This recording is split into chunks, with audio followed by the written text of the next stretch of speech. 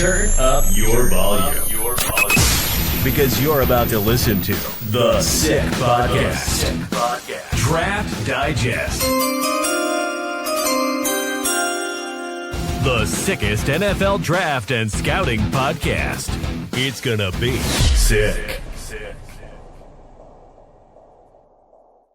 Welcome in to another episode of the Sick Podcast Draft Digest. John Vogel with you today. Special guest joining the show as we get ready for the All-Star season. The invites have been pouring out. It's been a lot of fun. It's building the hype for this event. American Bowl director Scott Phillips.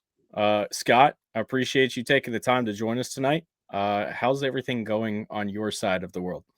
Things have been going great. It's this is number 5 for me with bowl seasons. First one with the American Bowl, and couldn't be happier. Things are going really well. Yeah, man, I'm so glad that we got this opportunity to sit down. I'm really glad we got the opportunity to get to know each other over the last year or so. I think that it's been great. First off, kind of getting to see your process a little bit from the distance, but also you've kind of had an unconventional way that you've come into football. It's not your typical, you've been a grad assistant and you've been around the game since you were 15 years old. So I wanted to kind of start here with a little bit about you. What got you into this business essentially? What did your journey look like?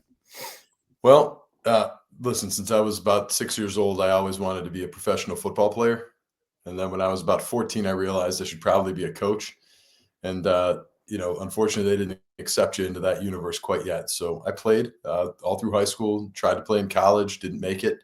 And just was like, man, I love football so much. I want to chase it. So I played arena ball, semi-pro minor league football till I was 28 years old, tore an ACL, and eventually had to do what spouses refer to as find a real job.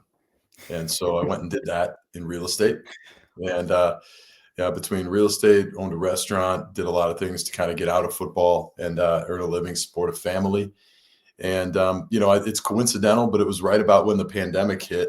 Was kind of on the top of this massive real estate empire, one of the largest real estate franchises in the country, and was like, I have no idea how I got here. And I really want to be coaching football still.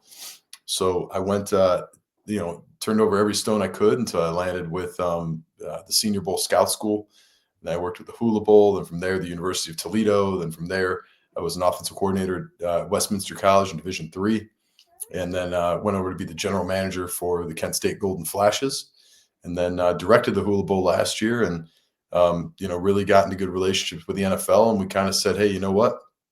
We could potentially start something here that might even be, in the NFL circuit of all-star games if we, put our heads together. And that's where we're at today with the American Bowl. So, I switched jobs more in the past 4 years than I did in the 20 prior, real talk, which is incredibly uncomfortable for me, but that is kind of how football goes. And not a lot of 42-year-olds in football that can say they've only been working here for 4 years, but that's been that's been my path. Most of these GAs are old enough to be my children. So yeah, it's crazy. It's crazy. The thing that I thought was great first off is, you announced that this game is going to come together back, I think in February or March. Right. It was around there. Yep. I had heard some rumblings that you guys were working on something, and you've got it. First off, I think you've put a really good staff together to get this thing together. You get the early partnership with NFL Network, so the game is going to be on NFL Network January 22nd, if I'm not mistaken. Correct. And then it's all kind of gotten to this point. What does that kind of looked like over the last 6-8 months of putting together a brand new game and kind of putting it into that place where the NFLPA Bowl used to be? Well, being a partner with the NFL Network takes, certain standards you have to meet, but then also a lot of capital and a lot, you have to make an investment in a really first-class production. And so I would be lying to you if I said I knew anything about producing a football game on television. I knew literally nothing. So the folks at Tupelo Honey have been putting that on for us. They're experts in the industry. The NFL's front office, particularly Roman Oben, and Joe Cronin at NFL Network have been outstanding in like helping us kind of like do the things that we weren't really that familiar with early. And then, get us to the point where, we're focused on fundraising for a while and then ultimately football. And it's funny, John, the football part is the easy part for us. My staff's been here 5 years. We know how to identify talent. We know how to coach them. We know how to put together a coaching staff and a playbook and all that. Fundraising and putting a game on television, finding stadiums, and who's going to provide the towels and who's going to provide the protein shakes. Like, that's all new to us. So that's been the kind of the journey, has been learning that. But Christian Covio is our director of football operations, and he's worn a few hats. This will be his third All-Star game he's worked with me. We just keep saying over and over again, man, this is going to be so good in future years when we don't have to start from scratch. First year of trying to figure all this stuff out has been, a little bit of a head scratcher sometimes. But once we know what we're doing, we've been really rolling, and fortunate to have good people to do this with that are willing to figure it out with me. Oh yeah, no, that's what you need too. I couldn't imagine. First off, I've never been in the All-Star circuit. I've covered it, right? For years now, but I couldn't imagine going from start, like from scratch, quite literally. Hey, let's figure out where we're gonna set this thing up, where we're gonna play the freaking game. Like you mentioned, the towels. That's something I never would have thought about. Yeah. It's all those little details that kind of go into that process. I like what you said there, that football is the easy part. Because at the end of the day, that's what this game's about, is the talent that you guys are going to have here. And I want to get into that a little bit, when we get to that part of the conversation, but the roster that you guys are putting together is really exciting too. So, and I'll tell you, the jobs in football that exist, John, you and I have talked about this offline, but how many people want to get into working with football? It's infinite, right? If I put an ad on LinkedIn, who watches it, right? Oh yeah. If I put an ad on LinkedIn right now and said, hey, I'm looking for interns, I'd have 300 people for a volunteer internship opportunity, probably within the next 6 days. Right. Yeah.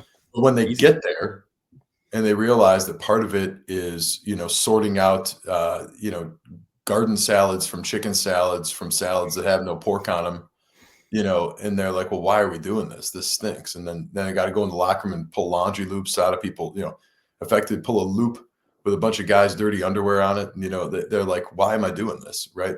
But like, people have to understand that's part of what makes the game happen. You're asking these athletes to go out there and give of themselves year round. It's not just like they do this for a week. I mean, they train year round for the sport, more than most people could ever imagine. And, you can make them go wash their own laundry at a hotel. I mean, it's impractical. Right? So those are the kinds of things that, I think people don't realize, the All-Star, picking the players is like the fun part.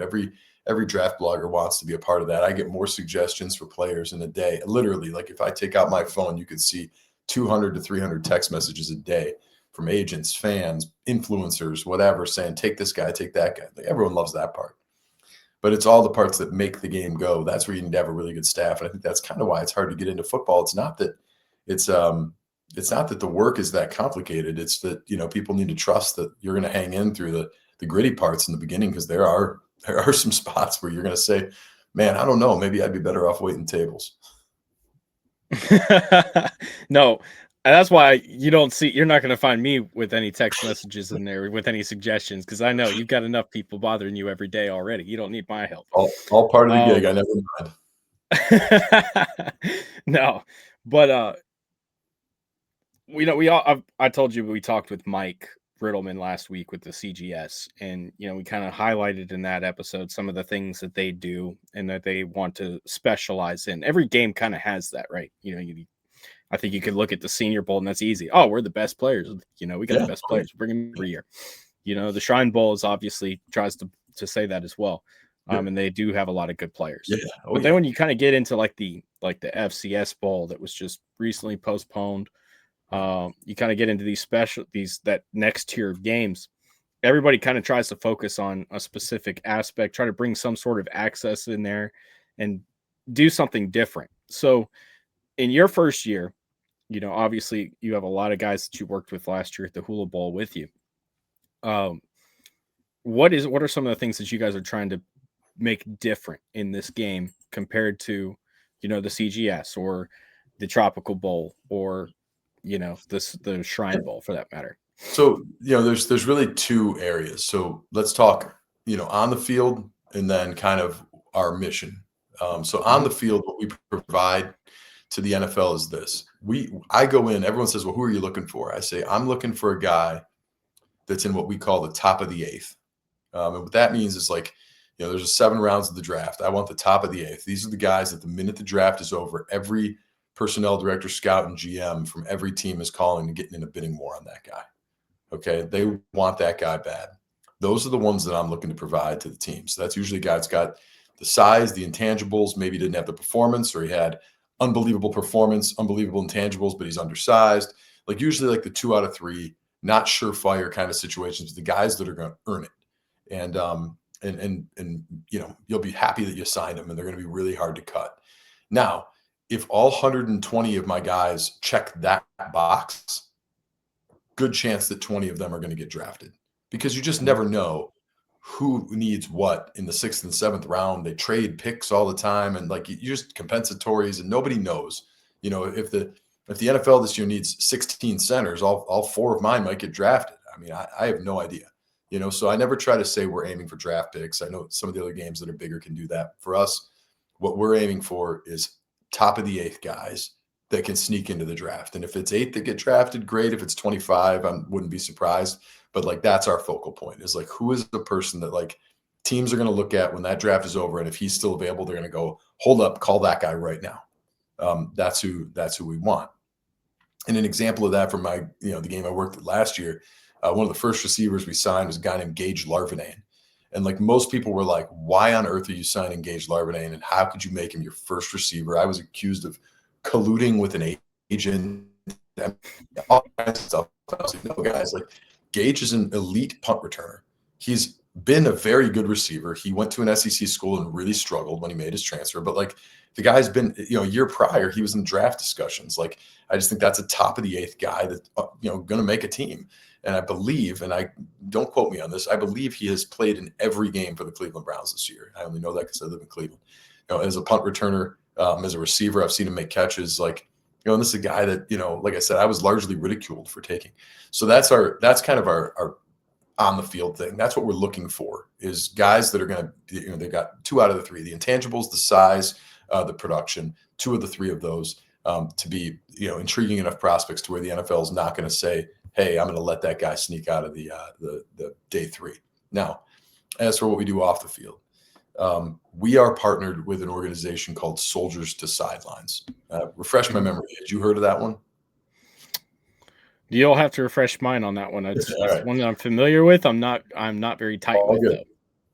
So Soldiers to Sidelines is an organization that embraces a term called military thriving. And what that means, to how it was explained to me, it was a blind spot for me, was that, the director of this organization, Harrison Bernstein, said to me, he said, Scott, when veterans come back, combat veterans come back, what do you think of? What are the non-governmental or governmental organizations doing things for veterans? What do you think they are? It's always nice gestures, but generally speaking, the poster children for, combat veterans are coming back, injured, traumatized, deceased, all kinds of things that are, and he's like, listen, those people need care. So all these organizations are awesome. So I got nothing for them. Nothing bad to say.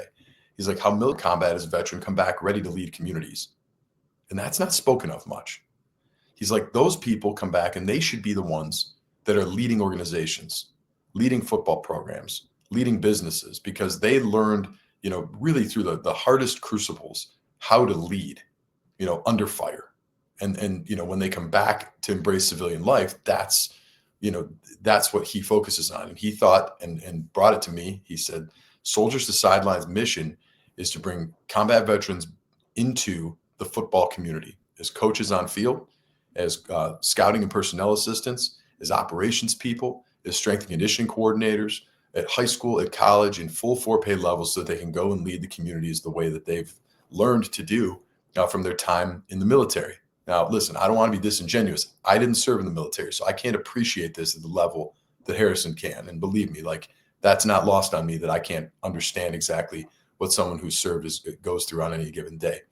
But as described by him and as described by the people who have gone through his programs and his virtual coaching clinics, I was so moved that became something we had to partner with. So the American Bowl is sponsoring, it's 11 soldier coaches. And what that means is that there will be combat veterans on our sidelines getting mentored by our NFL alumni coaches as to how to do exactly what we just talked about, learn how to coach at the highest level. In addition, there's 2 soldier ops people who will be trained by my operations team, my director of football ops, director of hospitality and logistics, and director of player and sponsor experience, and learning how to do all those things we talked about, whether it's the laundry loops, the food, all the things. So we have 13 veterans working with us under mentorship relationships in our partnership with Soldiers to Sidelines. And I anticipate that all 13 of them, some of them are already working in roles in football, but I anticipate all of them will be elevated from this experience. And that's really what our mission is off the field. So take the football, the players out of it and the draft stuff and all that, that's really what we're about. And I think when the NFL Network broadcast is aired, you're going to hear and learn a lot about the soldier coaches, our mission, Soldiers to Sidelines, and how we intend to utilize our platform for our football game on NFL Network to actually do something good to help support military thriving and the initiative that Soldiers to Sidelines has. So, that's kind of our, I don't want to say off the field because I guess that's on the field too, but that's sort of our outside of the draft things that are going on with our game.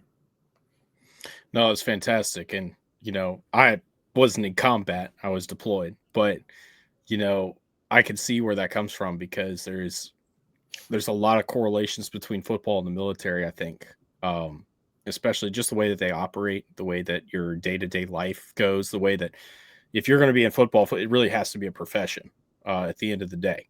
It's exactly what it is. There's a lifestyle that goes into being a coach, being a scout, being around the game, being a player in the game. And the military very closely, it's the closest thing I've found, in my experience in life to football. So that makes all the sense in the world. And that's a phenomenal group, is what it sounds like. And allow me to correct myself too. It might not be combat veteran, it might just be deployed veteran, I should say. Because combat veterans, specific. No, because combat veterans, anybody that typically goes to a combat zone is a combat veteran. I guess that would make me one. I don't like to classify that because that's the most action I heard was a few AK rounds going off. Guy got too close to the base. I shouldn't be I'm perhaps overly specific, but you would definitely, just as an example, you would qualify for Soldiers to Sidelines to be a part of their community for sure. And like Harrison Bernstein has people like yourself who are like, hey man, I love football, I love scouting. I love personnel. I love staying in the know on what's happening in terms of like operations and movement in the industry.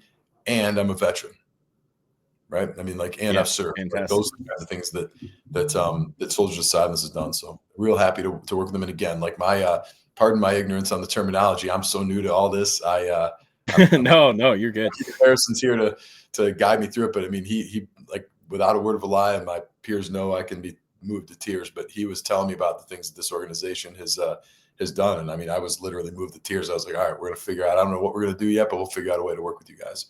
And here we are. That's how you did. The roster is exciting, man. Especially with a few that came out today, Dave recording Monday. Patrick Payton just committed from LSU. Yeah. When you kind of look at your process and how you've been putting this roster together, you talked about finding those, those eighth players, the top of the eighth players. Yeah. What does that kind of looked like as you've gone through this experience and building that? What is this year how's the year build up to finding and locating these guys? Yeah. Again, finding them is not hard. Like they find me. Right? Like agents, personnel directors. I got a call from a college FBA Power 4 head coach this morning, blowing me up about his whatever. Well, that was quarterback of all things. So yeah, like those are things that they kind of find you. You don't have to do a lot of the digging. You can get your hands on some, lists and pre-screened lists and whatnot, first team preseason, blah, blah, blah, but what we really focused on our end, and this is where I think you get a lot of the honesty, is staff broke up all the FBS conferences and part of the FCS and kind of the ones that are the most competitive. And we called the directors of player personnel or directors of scouting or NFL liaisons at all of those schools. And we asked them, listen, if you had to give me no more than 6 guys or no more than 8, if it's like Ohio State or whatever, who do you give us and why? And by the way, we told them specifically top of the 8th. Okay, so I don't need to hear about Caleb Downs. He's not coming to my game. I didn't need Drew Aller. Yeah. You know, those I don't have any disillusions that Drew Aller was going to – I know we live 30 minutes apart when he's in Cleveland, but I had no illusion that he was going to come to the American Bowl. You know, so I said – and it was really remarkable how great they were at giving us those players and following up with us this time of year and saying, hey, you know what? You know, things didn't work out the way we expected for so-and-so, but we still think he's a great asset. We just didn't use him particularly as we expected in the scheme. Or, you know, some things happened where we got extra competitive at the position, so we ended up in a 3-way rotation, whatever. You know, and those kinds of lessons that you learn along the way. You know, obviously, take LSU, for example. You said Pat Payton. Like, is there any question that Pat Payton's a phenomenal athlete? I mean, absolutely not. Absolutely, he's no. exceptional. He's one of the top edge rushers in this draft preseason. LSU didn't have the greatest year. You start to take inventory of your younger guys at some point. And then, you know, they had a rise of another guy on the opposite side of them at the other edge that started standing out. Okay, fine. So his numbers on the production side maybe weren't what they expected to be at the end of the year. Does that make him any less talented? I don't think so. I mean, he's still the same build, the same speed, the same, you know, use of hands, the same, you know, speed to power kind of guy on the edge. And, you know, but he didn't have the production that he anticipated having. And so I hate to say the word slip, but I mean, he lands in the American Bowl. I mean, that's just how that goes. You know, we didn't have to really identify him. We just kind of looked and we were like, you know, looking at this guy, he's great. You know, we've got a quarterback that I can't release the name of as of the date of our recording, but hopefully by the time this goes out, you'll see it. But that I think might be one of the best quarterbacks in the draft. And, you know, people were like, oh, maybe, you know, this or that. They didn't care for the way that, you know, the season went for that team for whatever reason. But, you know, we thought really highly of him. Or there's a running back, Star Thomas from Tennessee. Gets in a rotation with a younger guy that's also elite, by the way. But having 2 elite running backs on a team isn't that uncommon at all. So he's playing in our game, and we couldn't be happier. I mean, we think he's going to be an NFL guy for sure. You know, so that's sort of how that works and how our guys, you know, end up looking. And you know, the roster's really coming together well, and that tends to be who we target and how we find them. Yeah, I'm excited about the event, man. It looks like it's going to be phenomenal. I won't sit here and disparage and start taking guesses. Oh, here's a quarterback. Sure. I'm not gonna. No, it's okay. My rosters, the ones who are out there are public, so you can see. I mean, anyone who's accepted has been put on Instagram or Twitter or whatever. So there's no nothing. A couple guys that you got to wait because they got this lawsuit matter with the NCAA holding up a few guys here with me. A couple guys I can't announce because they might get I don't know how many years of college they all want to go, but. Might get another one somehow, so kind of waiting on that. They're saying, yeah, we'll accept as long as you know this doesn't seem like it's going to happen. So I'd say I give them until the end of the year to make their minds up. Oh, that makes sense. I said a few weeks ago on the show that we weren't going to talk about quarterbacks until after the All-Star circuit and we get into like combine time, just because this is probably one of the poorest classes of quarterbacks we've had in the last few years, at least from guys that are going to be ready to play and start immediately type level. Or even, I don't think there's really that many number 2s that can come in and be a number 2 straight away. I think it's a lot of 3s and developmental guys. But if you look at positions that are strong, where have you guys kind of felt the best at the talent groups that you've been able to assess?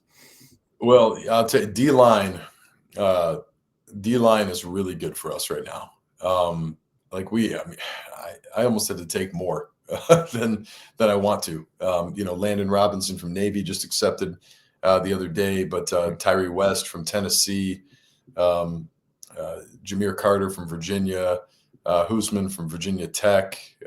These are missing. I feel like a couple of big ones here, but these are guys that I think are going to be like really, really good. Graves from Iowa.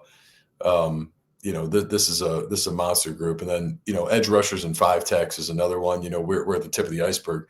I had to slow the roll on invitations because I didn't want to overcommit us. But Eddie Walls from Houston is going to be awesome. Aiden Hubbard from Northwestern. These are guys that I think are going to be really, really good. And Pat Payton, we already discussed. And there's certainly more. So D-line, I think again at my level at the top of the eighth.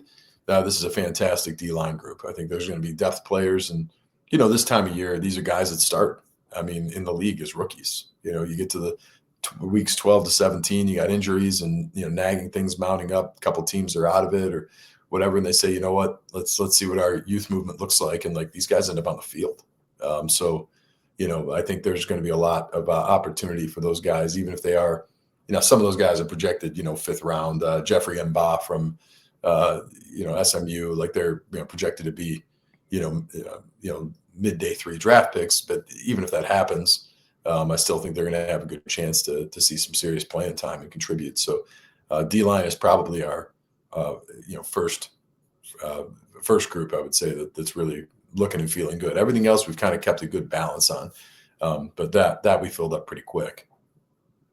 You had to think about Mba there for a second. Like, what school was he at again? I know, right? When you said Mba, I was like, Purdue. No, he's there last year. Well, it's funny. Some of these guys I remember, and we'll talk quarterbacks for one. I want to make one comment on that, but these guys I remember when they were in the transfer portal. And I was working at my various college jobs, and I remember seeing Mba and go, man, wouldn't it be awesome to get that guy? And then you're like, yeah, he's going to go to SMU, of course.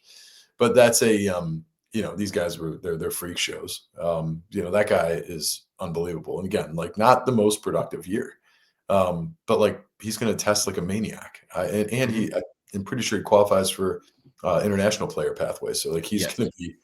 Yeah, that list just came out too, and 1,000% he was on it, and Torrey out of Oregon was on it. There are a couple really good ones on there. Yeah. I mean, we have, I think we have at least 3 so far that qualify for that, maybe 4. Paul Rubelt from UCF, Mba.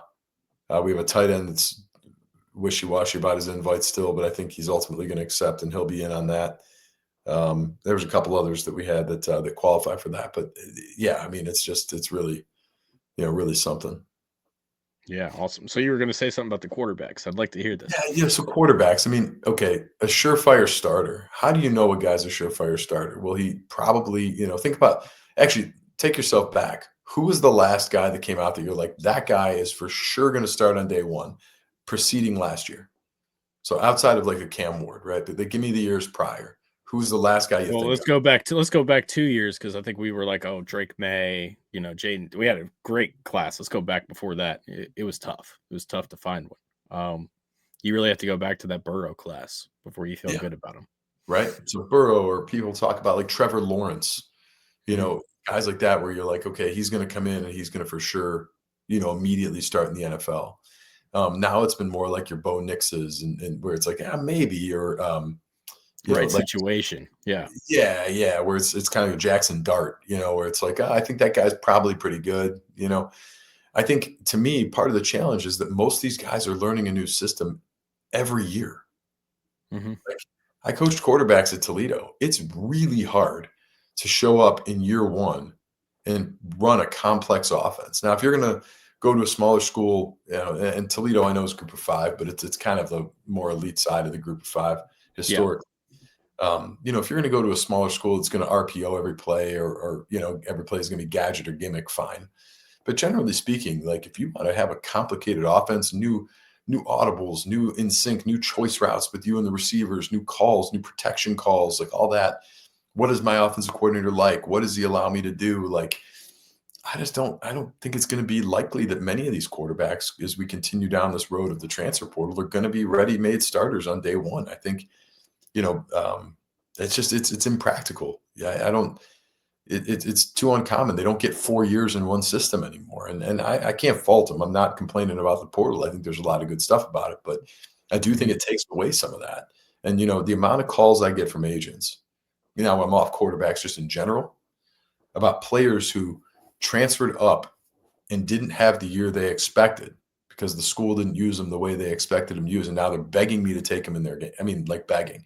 There's a guy. I mean, I'll make sure I don't make this too obvious who I'm talking about, but there's a guy that I invited last year. He decided to hit the portal instead, and he did good transfer. He made life-changing money for him and his family.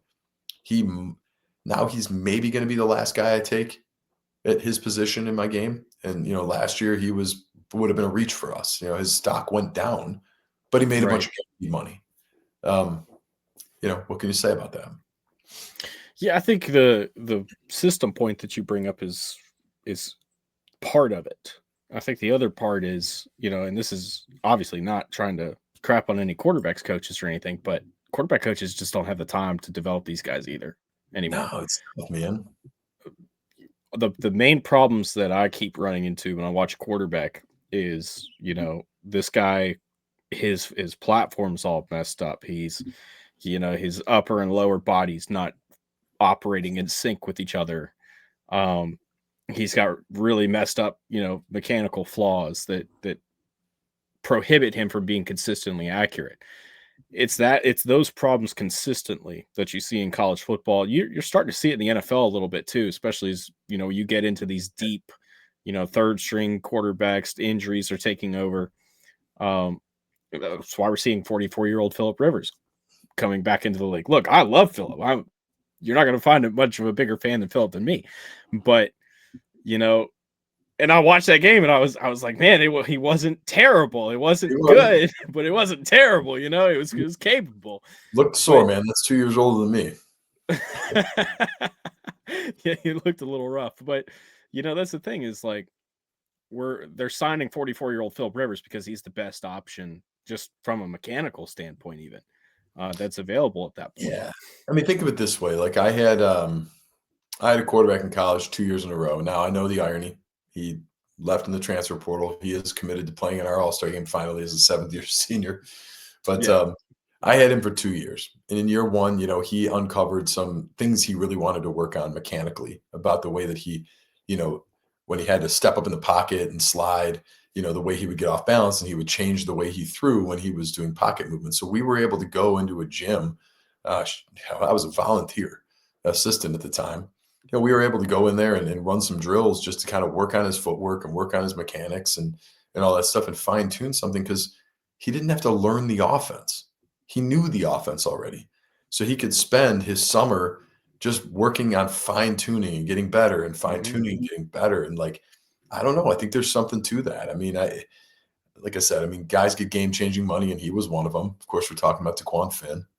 And and again, that's a life changing opportunity for him to go to Baylor and get that NIL. And I can certainly respect that, how challenging of a decision that is. He loved Toledo, but you're talking about $750,000 or whatever. It's like, how are you going to say no to that?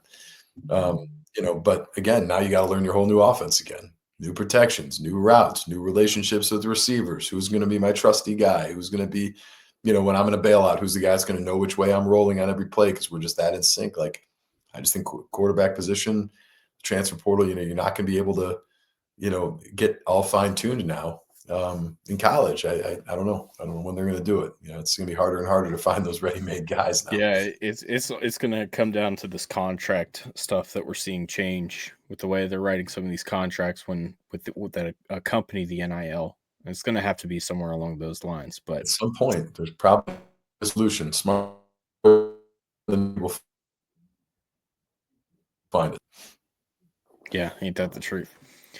Scott, it's been great to have you and to talk about the game and kind of get into it a little bit. What makes you guys special, I guess you could say. They're all special, let's be honest. But, that's going to hold a special place in my heart personally.